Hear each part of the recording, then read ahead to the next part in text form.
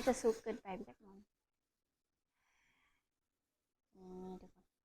ทำมานอกน้ำเย็นเนาะ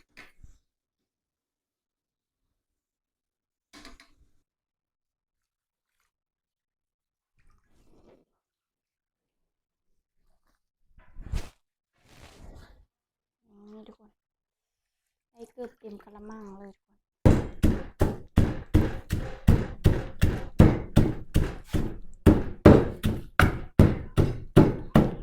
ตามให้มันพริกแรกๆหน่อยๆนี่ก็ตามห้องกันแล้วเลยทุกคน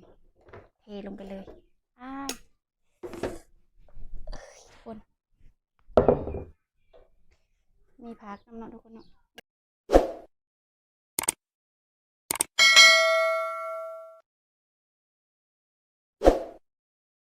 การทักทายสบายดีเอฟซีทุกคนเด้อและก็สวัสดีเอฟซีบ้านไทยทุกคน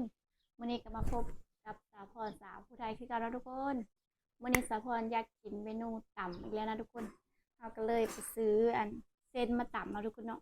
นี่คือเส้นข้าวปุ้นหรือว่าเส้นขนมจีนอะไรทุกคนแต่ว่าพระเจ้ายังไม่ได้โลนะคะไปซื้อแบบนี้มานะทุกคนเนาะมาต่ำใส่ผักกันจองกันเลยทุกคนนี่ก็ผักอันนี้ก็งามๆอยากจะโจเลยทุกคนอยากเป็นไงเลยโคตรงามเลยทุกคนเลยทุกคนก่อนสิไปฮับเบิ้งฮับชมกับฝากเอฟซีทุกคนก็ไลค์ก็แชร์ก็ติดตาม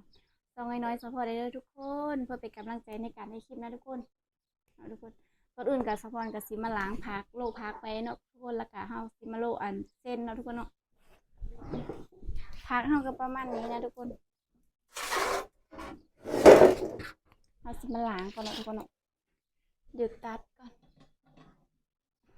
เฮาซิโลแล้วก็ตักใส่นะทุกคนตัดแบบนี้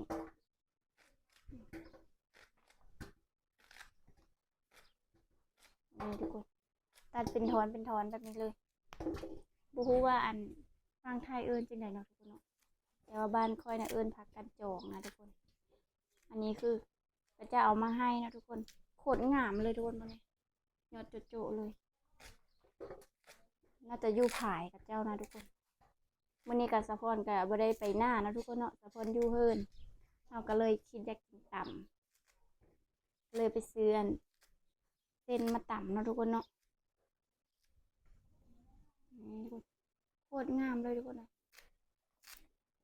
ยังอ่อนๆอยู่เลยเดี๋ยวเขาโลแล้วก็ต่ำแล้วว่ากินกาบลูกกินกาบอะไรนะทุกคน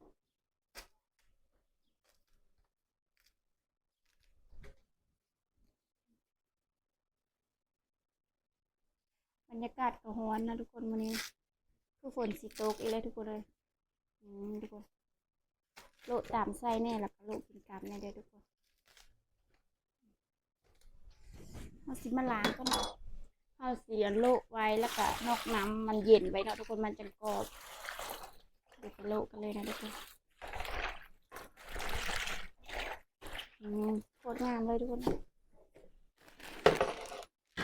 เดี๋ยวเอาโลเส้นน้ำหลังเนาะทุกคน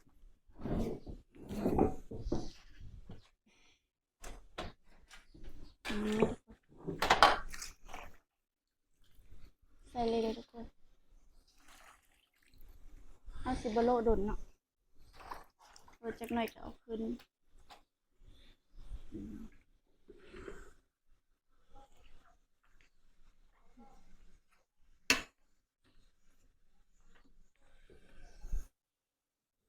เด็ดไปก่อนเดี๋ยวเขาโล2 หม้อนะทำมันเย็นหนังก่อนอันนี้คือน้ำแข็งน้ำมันร้อนน้ำมันเย็นนะทุกคน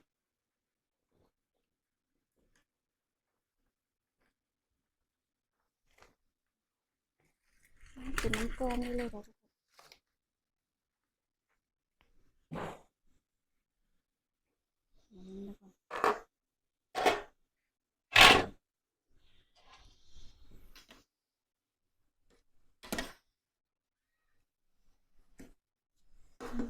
ใกล้สิสุกแล้วได้ทุกคน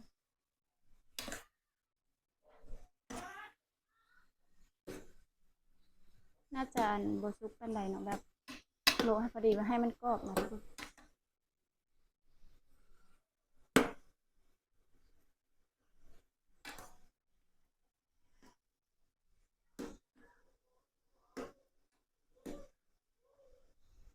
ดี๋ยวรออีกแป๊บนึง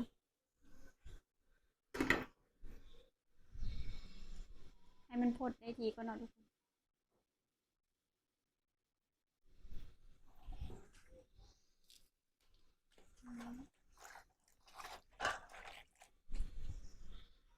นี่ทุกคนเดี๋ยวเราเสียมานอกน้ำเย็นก่อนนะ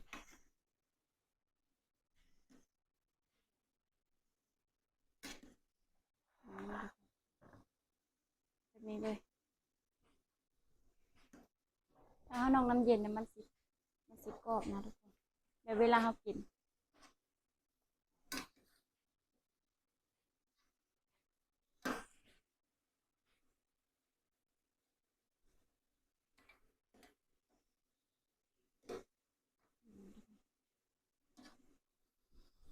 เดี๋ยวเขาโละเลยนะเดี๋ยวเขาก็โละเส้นนะ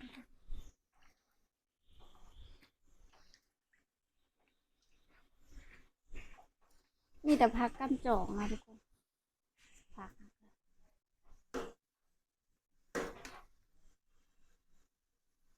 ตามแบบกระปุนแบบลาวๆนะทุกคน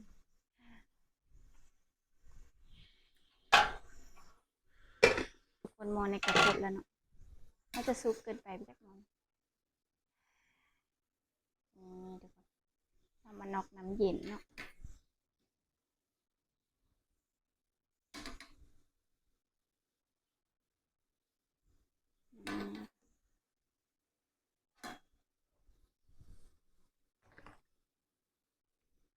ทุกคน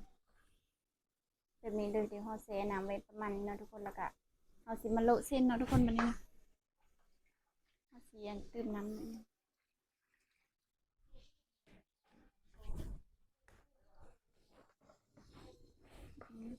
เส้นเขากระแสเว้นประมาณนี้เนาะทุกคน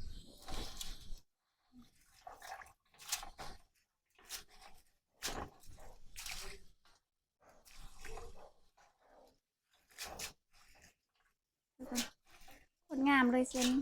โลแล้วมันสิหมุนบนจังใดเนาะทุกคนเพราะว่าตัวหลายก็เขาซื้อแบบเขาเจ้าบีบแล้วนะทุกคนมาตำแต่ว่าไปซื้อเมื่อนี้ก็เลยมันเบิดก็เลยเขาก็เลยซื้อเส้นนี้มาแทนทุกคนเส้นนมจีนเนาะแบบว่าเขาเจ้าเอ็ดแบบสำเร็จรูปทุกคนตอนนี้การสะพอนก็สิได้มาโละเส้นก่อนนะทุกคนนี่ทุกคนมาซิโละใส่เลยนะทุกคนเนาะ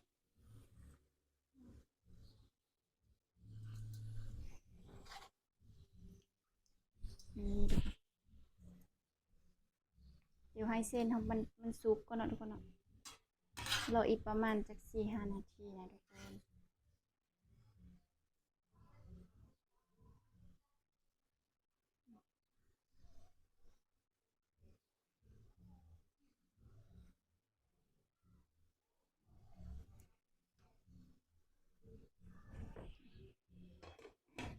รอประมาณจักหน่อยนะทุกคนแป๊บหนึ่ง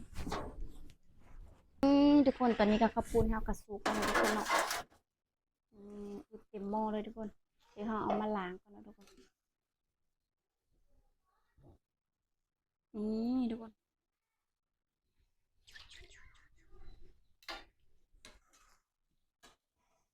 ปลาทุกคนตัวโลนะคือว่าน้อยเดียวนึงทุกคนเส้นขาดมันนั้นเต็มหม้อเลยทุกคนว้ายไปไกลๆกัน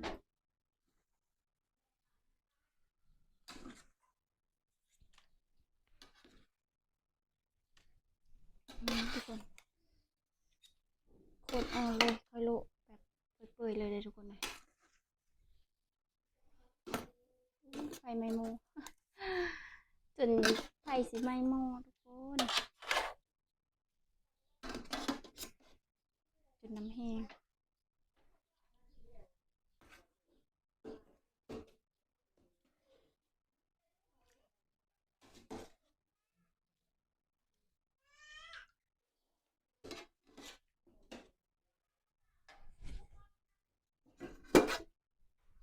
เดี๋ยวซื่อๆเลย นี่ ทุกคน คนงามเลย ค่อยโละแบบเปื่อยๆเลยทุกคนเลย นี่ ทุกคน คนงามเลย ค่อยโละแบบเปื่อยๆเลยทุกคนเลย นี่ ทุกคน คนงามเลย ค่อยโละแบบเปื่อยๆเลยทุกคน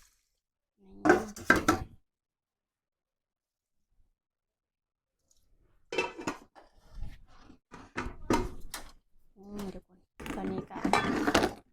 กันนอกใส่น้ำเย็นเนาะทุกคนเนาะ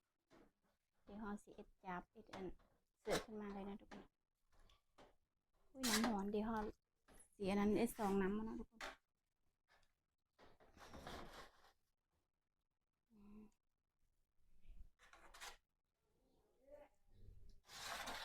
หลายเติบเลยทุกคน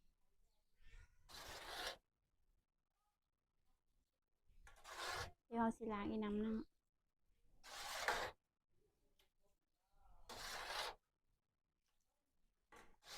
สะพอนสิตำสิแซ่บเลยทุกคน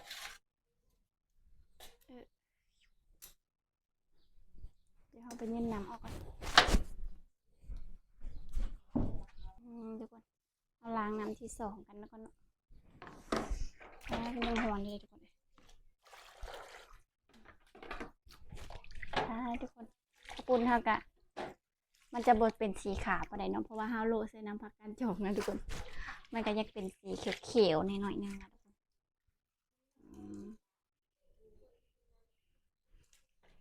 เดี๋ยวเขาให้จับก่อน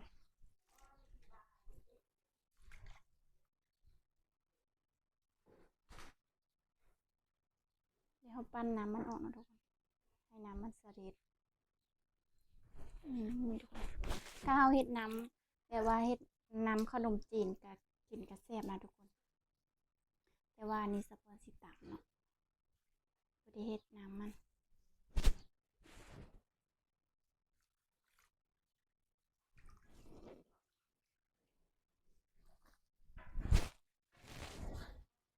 นี่ทุกคนได้เกือบเต็มกะละมังเลยทุกคน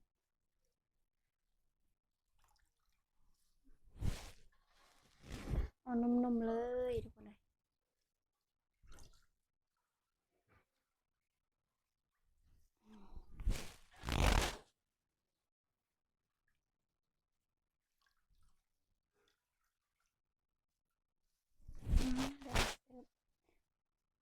มัดนี่ก็ประมาณ25,000กีบนะทุกคน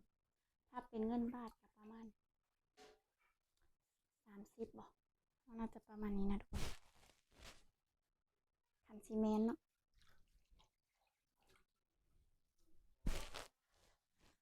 30หรือ50 บาทอะไรทุกคนนะ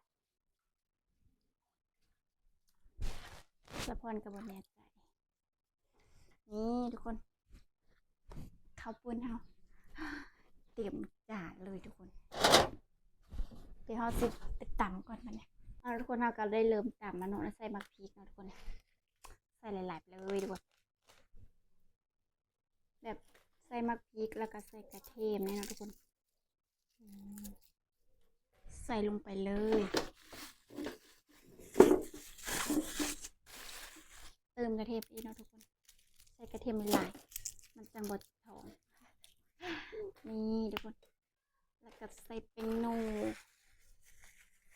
ใส่หลายๆจะแซ่บแล้วก็ใส่น้ำตาลเนาะทุกคน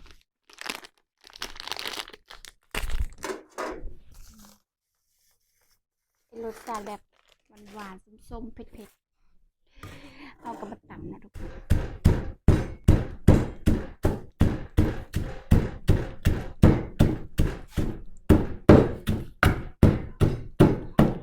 ตำให้มันพริกแรงๆหน่อยๆนึงเนาะทุกคน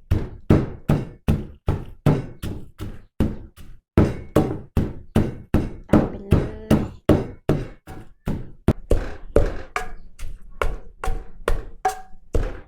ห้ามบ่ได้ใส่เกลือเนาะทุกคนเพราะว่ายามันเค็มเวลาเราใส่ปลาแดกนะทุกคน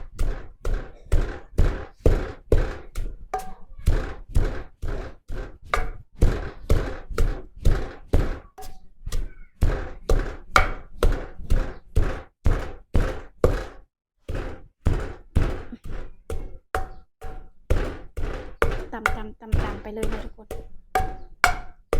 นี่ตอนนี้ก็ใกล้สิเละแล้วเนาะ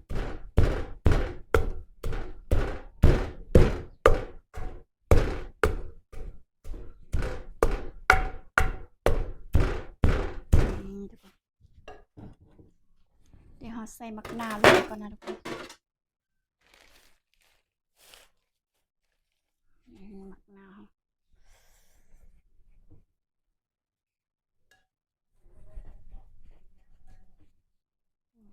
ใส่ไป เลยทุกคนให้มันส้มๆเปรี้ยวๆนะคะทุกคนแล้วก็ใส่ไปอีก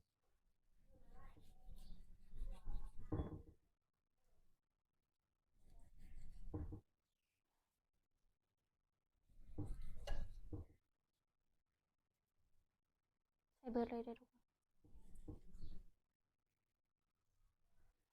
มันบ่อยากเป็นน้ำปลาไหลนี่แล้วก็เขาใส่น้ำปลาร้าเนาะทุกคนปลาร้าหรือว่าปลาแดกเขาเองนี่ทุกคนใส่ไปเลยเขาก็มาจะล่าน้ำเนาะทุกคน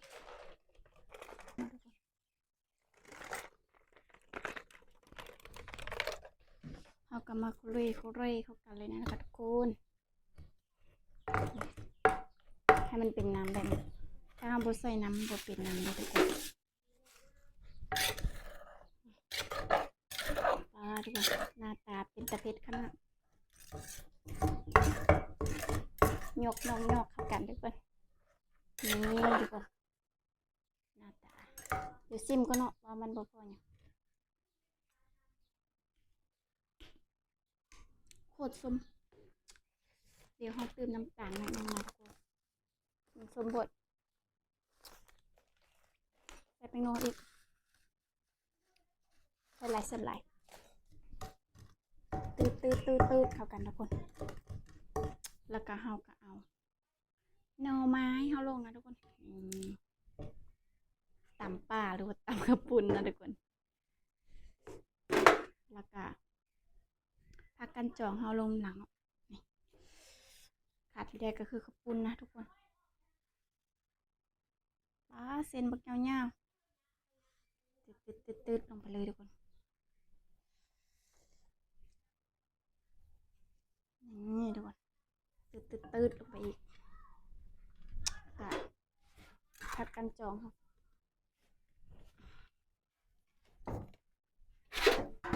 สิเย็นน้ำออกก่อนเริ่มเอาน้ำออก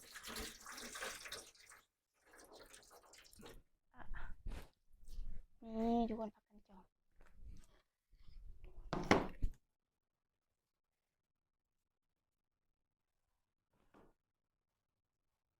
เอาสิใส่หน่อยนึงเนาะทุกคนแล้วก็เขาก็สิกินกับนี่ทุกคนตามโยกเข้ากันเลยเต็มโคกอันเนี้ยทุกคน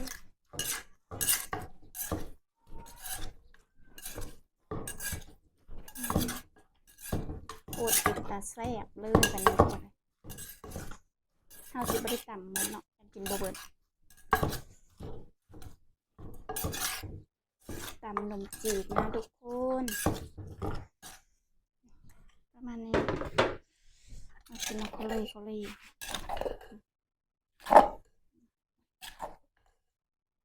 หน้าตา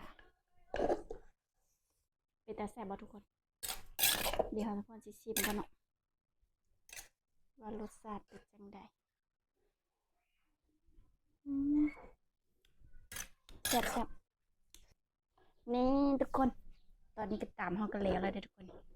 เทลงไปเลยคนมีผักน้ำเนาะทุกคนเนาะมีผักบุ้งแล้วก็ผักกันจอกผักกระเซ็ดเนาะนี่ทุกคนเต็มจานเลยทุกคนเลยผักกระเซ็ดเนาะกินกับผักกันจอกลืมซื้อโทดินอีกเลยทุกคนว่าจะกินแซ่บสะดอกทุกคนเลยหน้าตาประมาณนี้นะทุกคน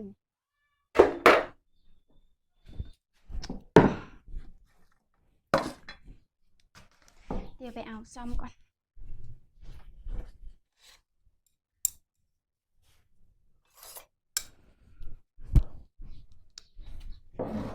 มาทุกคนลงมือกินน้ำกันเลยทุกคนเต็มกระโตกอาญาเลยทุกคน มาเด้อ FC กินตำนำสะพอนเนาะตำเส้นนมจีนหรือว่าตำข้าวปุ้นเนาะนี่ดูขออนุญาตกินนะทุกคน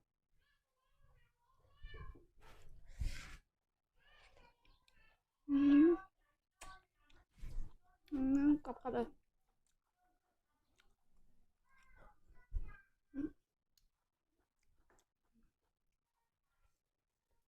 คนผักกระเซ็นเนาะสปอนวัฒนานเนาะทุกคนขออนุญาตเอามือเด้อกินแบบเอามือกินแซ่บสุดนะทุกคน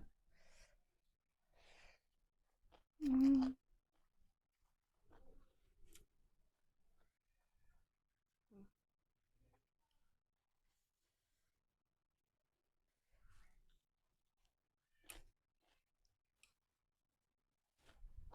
อืมแซ่บๆรสชาติบ่เผ็ดปานใดทุกคนพอกินได้อืมผักกันจองฮาโลแบบหวานทุกคนกรอบๆเลย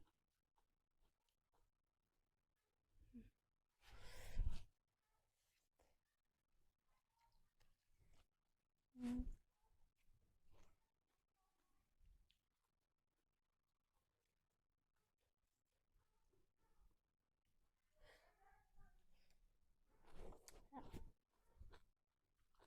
ตามเองกินเองเนาะทุกคนเริ่มเผ็ดละกินหลายคำเริ่มเผ็ดแล้วทุกคน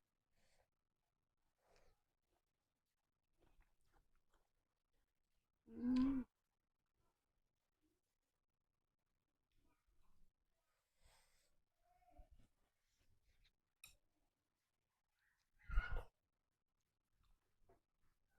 อืม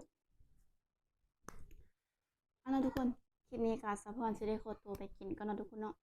ขอบใจ FC เด้อที่ติดตามรับชมแต่ต้นจนจบนะทุกคน